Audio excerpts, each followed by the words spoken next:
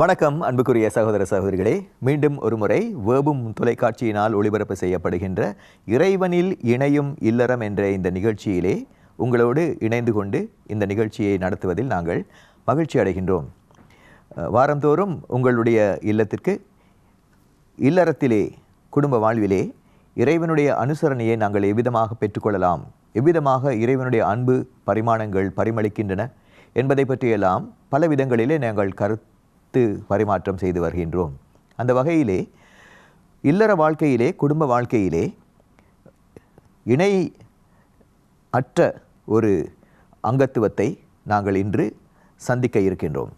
அதாவது தந்தையர்கள் குடும்ப வாழ்க்கையிலே பங்களிக்கும் முறைகள் பற்றி, அவர்களுடைய பங்களிப்பை பற்றி இன்று நாங்கள் கலந்தாலோசிக்க உங்களோடு நாங்கள் இன்று இணைகின்றோம். இந்த வகையிலே இன்று எங்களோடு இந்த கலந்துரையாடல் செய்வதற்கு கொழும்பு உயர்மறை மாவட்டத்தின் கத்தோலிக்க குடும்ப நல பிரிவின் தமிழ் பிரிவின் இணைப்பாளர்கள் இருவரை நாங்கள் உங்களுக்கு அறிமுகம் செய்கின்றோம். மீண்டும் ஒரு முறை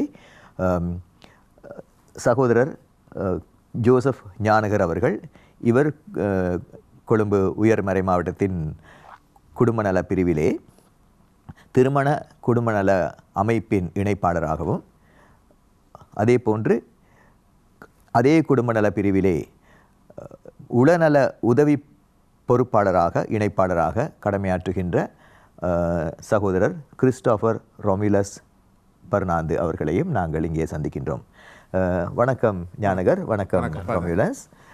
உங்களுடைய வேலைப்பளுவின் மத்தியிலே நீங்கள் இங்கே மீண்டும் ஒரு முறை எங்களோடு வந்து இந்த நிகழ்ச்சியிலே கலந்து கொள்வதையிட்டு நாங்கள் மகிழ்ச்சி அடைகின்றோம், நன்றியுடன் மகிழ்ச்சி அடைகின்றோம்.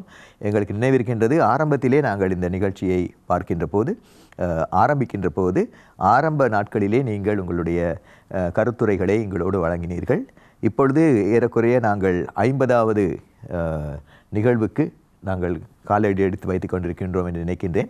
அந்த நேரத்தில் மீண்டும் எங்களோடு நீங்கள் இணைந்து கொள்வதில் எங்களது மகிழ்ச்சி.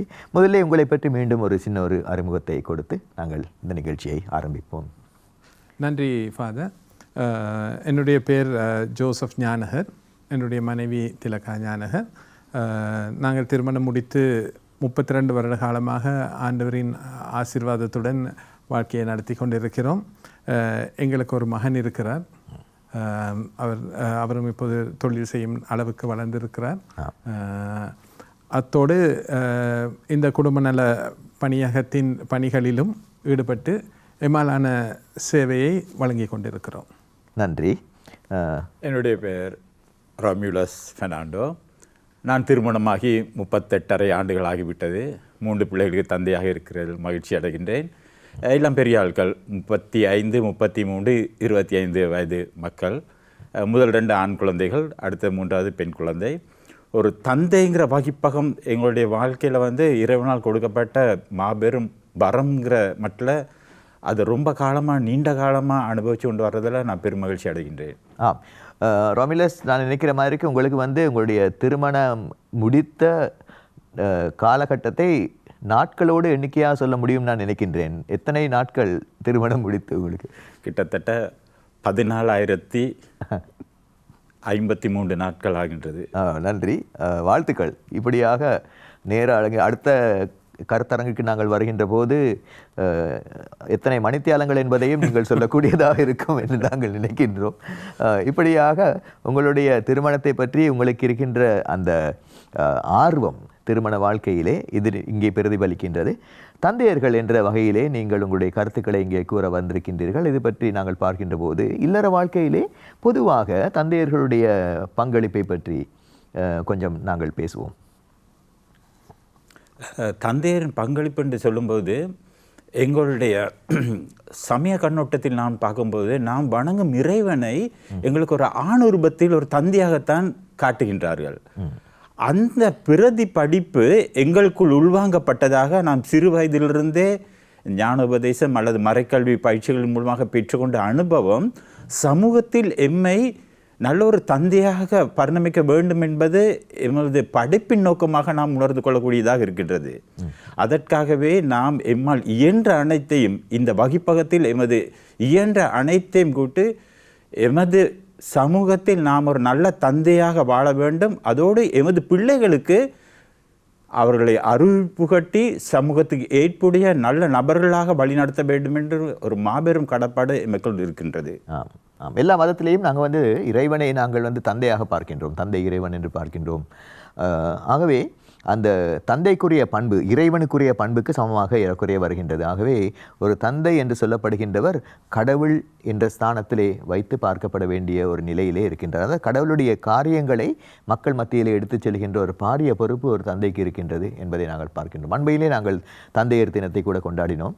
ஆகவே இந்த ரீதியிலே நாங்கள் வந்து தந்தையர்களுடைய அந்த அந்த மகிமை நிறைந்த அந்த அழைத்தலை பற்றி நாங்கள் கருத்தாய்வு செய்வது மிகவும் பொருத்தமாக இருக்கின்றது. ஞானகர், உங்களுடைய கருத்தை சொல்லுங்கள். தந்தையர்கள் என்ற தலைப்பு வரும் பொழுது என் மனதில் எழும் ஒரு கதாபாத்திரம் புனித சூசியப்பர். புதிய ஏற்பாட்டிலே நாங்கள் பார்க்கிறோம். புனித சூசியப்பர் விவிலியத்தை பொறுத்தவரையில் அவர் ஒரு பிரபலமான கதாபாத்திரம் என்று சொல்ல முடியாது. அதாவது பிரபலமானவர் அடையவில்லை. ஆனால் கிறிஸ்துவின் பிறப்பிலும் வளர்ப்பிலும் அந்த கட்டத்தில் அவருடைய வகிப்பு, அமைதியான அவருடைய பங்களிப்பு, அதை நாங்கள் புறம் தள்ள முடியாது. அமைதியான ஆனால் அதே நேரத்தில் அமைதியான உறுதியான பங்களிப்பை பார்க்கின்றோம். விவிலியத்தில் சொல்லப்படுகிறது, கிறிஸ்து அறிவிலும் ஞானத்திலும் சிறந்தவராக வளர்ந்தார் என்று. அந்த வளர்ப்பிலும் புனித சூசேப்பர் அவரின் பங்கு ஆழமான ஒரு பங்களிப்பு இருந்ததாக நான் நம்புகிறேன். அந்த பொறுப்பு இப்பொழுது எங்களுக்கு, எமது பிள்ளைகள் மட்டில், எமது குடும்பங்கள் மட்டில் எங்களுக்கு தரப்பட்டிருக்கிறது என்கிறதை நான் நம்புகின்றோம். அதோடு நாங்கள் வந்து இன்றைக்கு நாங்கள் நடத்துகின்ற இந்த நிகழ்ச்சி நாங்கள் இறைவனுக்கு நன்றி சொல்லுவோம், தந்தை இறைவனுக்கு நன்றி சொல்ல வேண்டும் என்று நான் நினைக்கின்றேன். அதாவது நாங்கள் இங்கே பொதுவாக அன்னையர்கள் தினம் என்று நாங்கள் அதிகமாக கொண்டாடுகின்றோம், அன்னையர்களை போற்றுகின்றோம். நிச்சயமாக அது தேவையான ஒரு விடயம் என்பதை நாங்கள் பார்க்கணும். ஆனால் இந்த போக்கிலே சில நேரத்தில் தந்தையர்கள் தங்களுடைய பொறுப்புகளை கொஞ்சம் மறைந்தவர்களாக, கொஞ்சம் மறைந்து வாழுகின்ற ஒரு நிலையை நாங்கள் வந்து ஏற்படுத்திவிடக்கூடாது.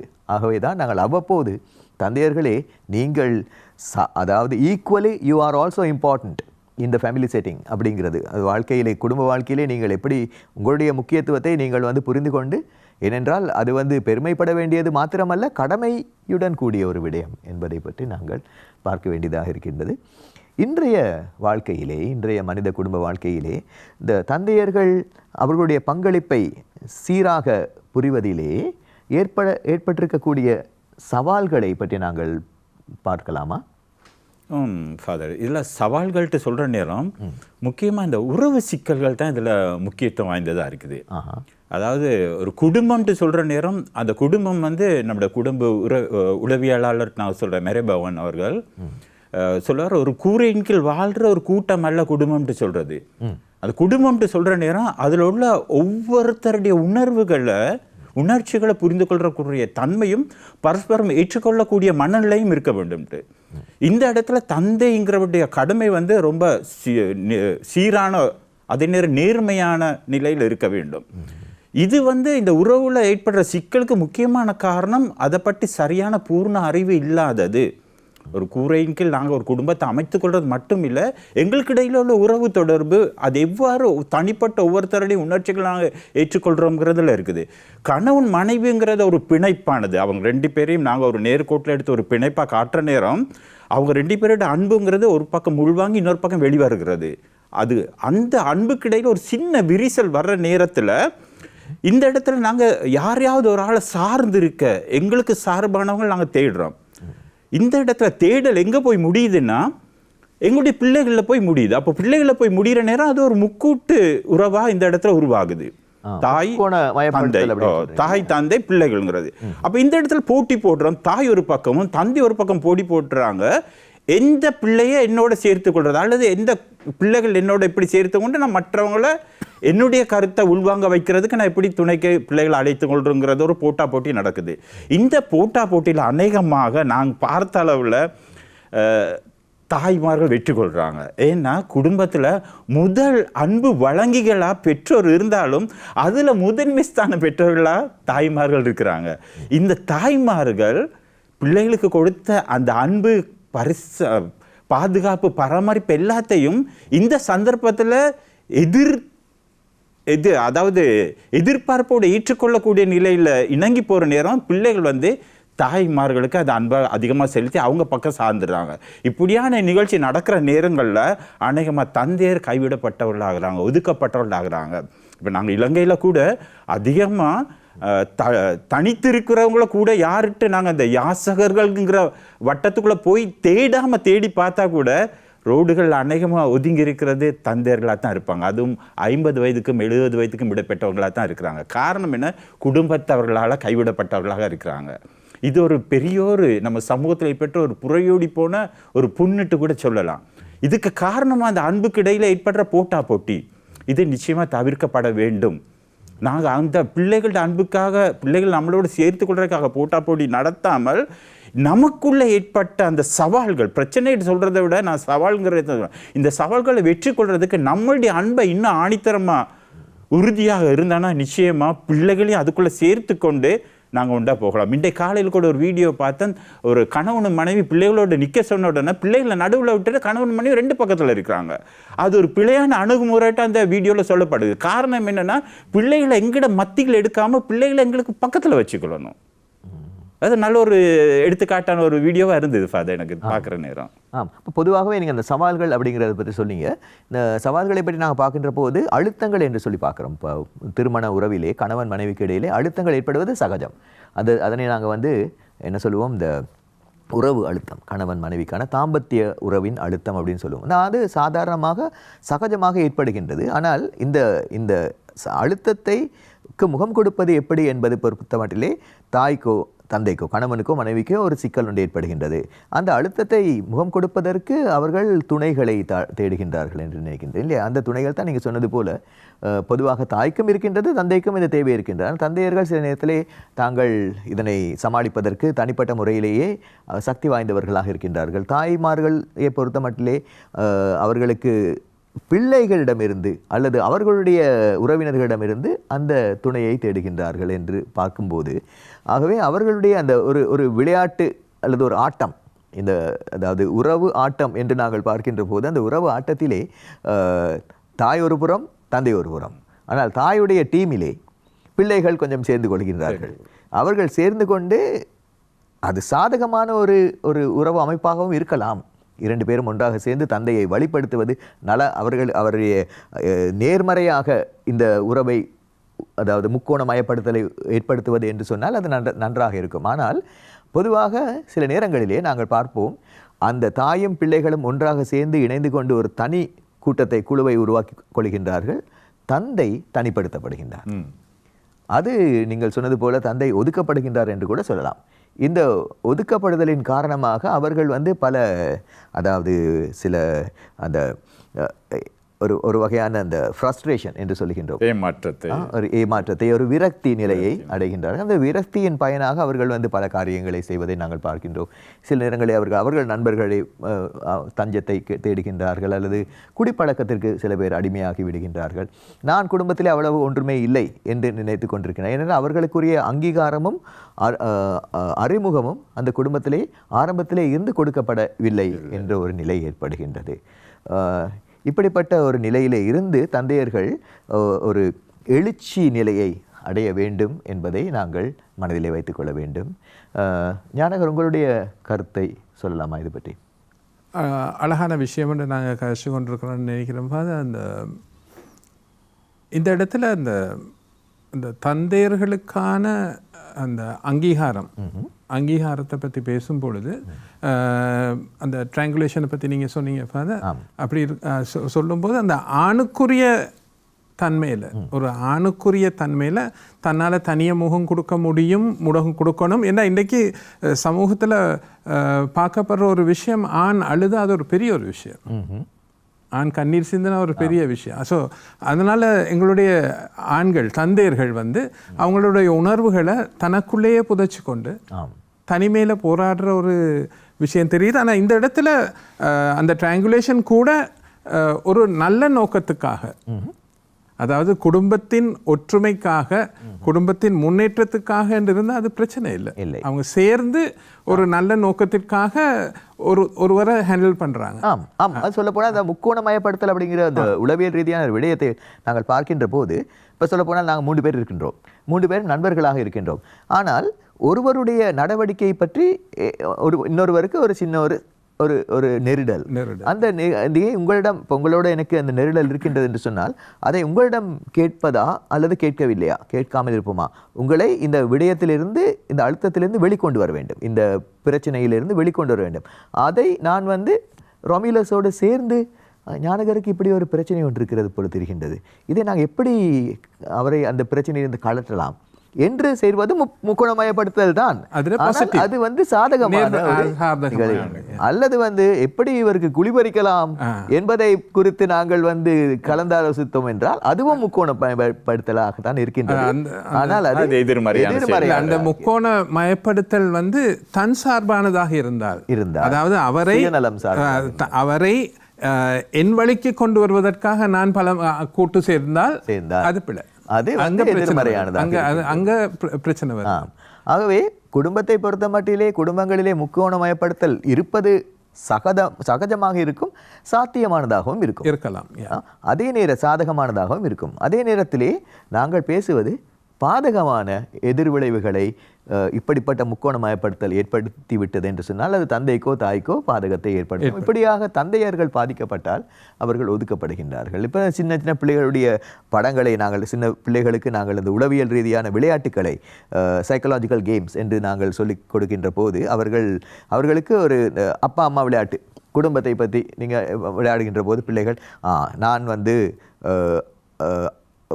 பிள்ளை, நீ என்னுடைய அம்மா, நீ என்னுடைய அக்கா, நீ என்னுடைய தங்கை, அப்படி என்று சொல்லி, அல்லது தம்பி என்று சொல்லி இருக்கின்ற பிள்ளைகளை எல்லாம் அவர்களுக்கு இடங்கள் கொடுக்கின்றார்கள், கொடுத்து வைக்கின்றார்கள். கடைசியிலே தான் தந்தையை பற்றி அவர்கள் யோசிக்கின்றார்கள்.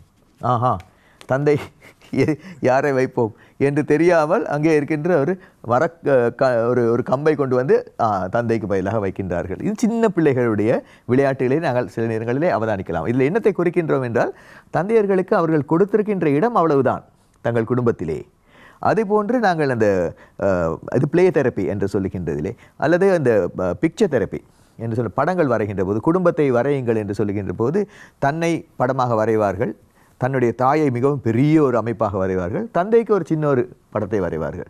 அந்த உருவமே காட்டி கொடுக்கும் அவர்கள் எத்தனை முக்கியத்துவத்தை தந்தைக்கு கொடுத்திருக்கின்றார்கள். ஆக இப்படிப்பட்ட நிலையில் இருந்து நாங்கள் கொஞ்சம் எங்களுக்கு ஒரு விழிப்புணர்வு ஏற்படுகின்றது என்று சொன்னால், தந்தையர்களுக்கு உரிய இடத்தை குடும்பத்திலே கொடுக்க நாங்கள் பழகிக்கொள்ள வேண்டும் நம்முடைய சமுதாயத்திலே என்று நாங்கள் பார்க்கின்றோம்.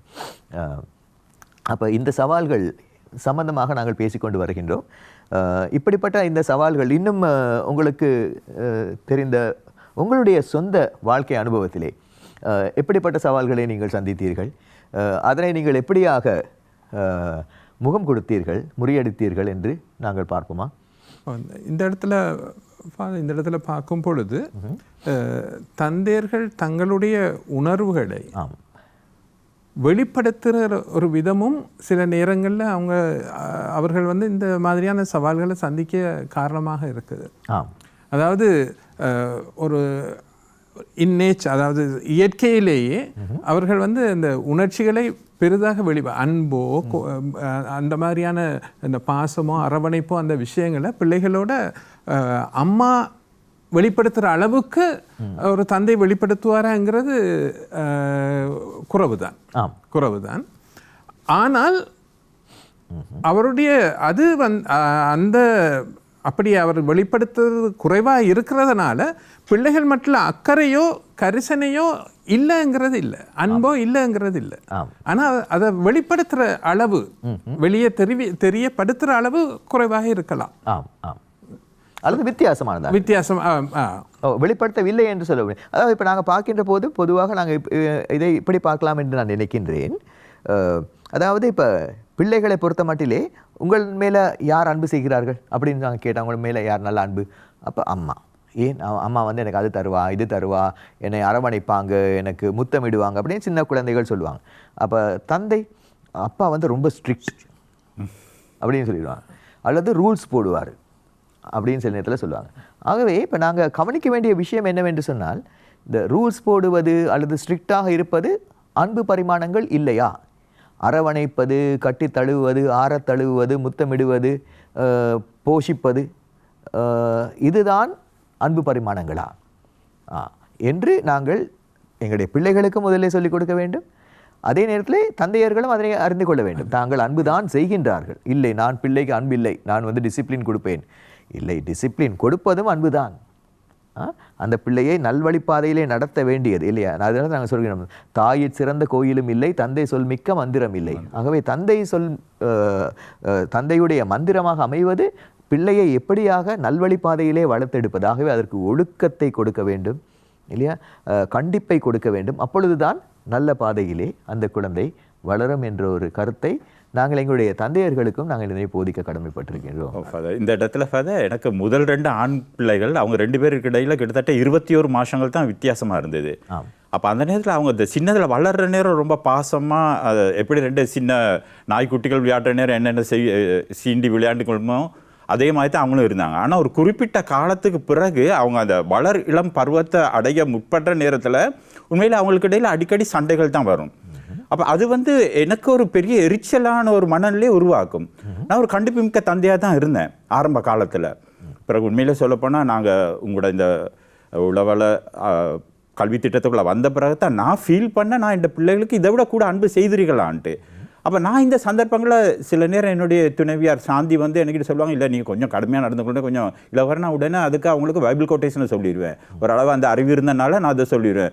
இந்த இடத்துல கூட எபேசியர், புனித பவுல் எபேசியருக்கு எழுதிய மடலில் 6ஆம் அதிகாரம் 4ஆம் வசனத்தில் சொல்லப்பட்டிருக்கு, தந்தையரே உங்கள் பிள்ளைகளுக்கு எரிச்சல் மூட்டாதீர்கள், மாறாக அவர்களை ஆண்டவருக்கேற்ற முறையில் கண்டித்து திருத்தி அறிவு புகட்டி வளர்த்து வாருங்கள். அப்போ இந்த இடத்துல 3 முக்கியமான விஷயங்கள் இருக்கு. கண்டித்து, திருத்தி, அறிவு புகட்டி வளர்த்து வாருங்கள். நான் பெருமைக்காக சொல்லல, ஆனால் 3 பிள்ளைகளோட தந்தைக்காக சமூகத்தில் ஏற்றுக்கொள்ளக்கூடிய நல்ல நிலையில் இன்றைக்கு அவங்க இருக்கிறாங்கன்னா அந்த ஆரம்பத்தை நாங்கள் கொடுத்தது அந்த கண்டிப்பு, அது நேரம் திருத்தி அறிவு புகட்டி வளர்த்தது. அவங்க தொழில்துறையிலையும் அவங்களுடைய அறிவு ரீதியிலையும் அவங்க நல்ல உச்ச நிலையில் இருக்கிறாங்க. அதுக்கு நான் பெருமைப்படுறேன். ஆனால் இறை ஆசிரியரும் இறை பக்தியும் இறை வழிகாட்டுதலையும் பின்பற்ற ஒரு தந்தையாக இருந்தால் நிச்சயமாக சமூகத்தில் நாங்கள் நல்ல ஒரு எங்களுடைய சந்ததிகளை உருவாக்கி கொடுக்க முடியுங்கிறத என்னுடைய சாதாரண வாழ்க்கையில் இருந்தும் என்னுடைய அனுபவத்திலிருந்து நான் சொல்லக்கூடியதாக இருக்கு. இறைவனை நாங்கள் வந்து தந்தையாக அடையாளம் காணுகின்ற போது, ஒரு தந்தையாக இருக்கும்போது, நாங்கள் ஒரு தந்தையுடைய பணியை பார்க்கும்போது, நாங்கள் எங்களுடைய கடவுளை நாங்கள் வந்து ஒரு தந்தையாக நாங்கள் எப்படியாக அடையாளம் கண்டுகொள்கின்றோமோ, அவருடைய பண்பும் பணிகளும் கூட அரவணைப்பது, கட்டி தழுவது, இது மாத்திரமல்ல, ஒரு தாய்க்குரிய பண்பை, அதனால தான் நாங்கள் தந்தை கடவுள் என்று சொல்கின்றோம் இல்லையா? ஆகவே அவரும் கூட எங்களுக்கு அதாவது ஒழுக்கத்தை கற்றுக் கொடுக்கின்றார், கண்டிப்பை கொடுக்கின்றார் இல்லையா?